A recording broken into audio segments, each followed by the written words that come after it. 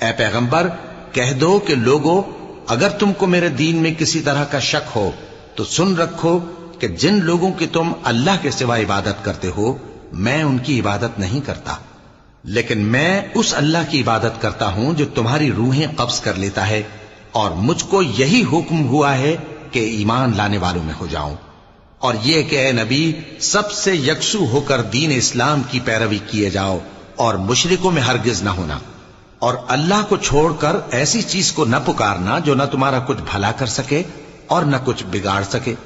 اب اگر ایسا کرو گے تو ظالموں میں ہو جاؤ گے، اور اگر اللہ تم کو کوئی تکلیف پہنچائے تو اس کے سوا اس کا کوئی دور کرنے والا نہیں، اور اگر تم سے بھلائی کرنی چاہے تو اس کے فضل کو کوئی روکنے والا نہیں۔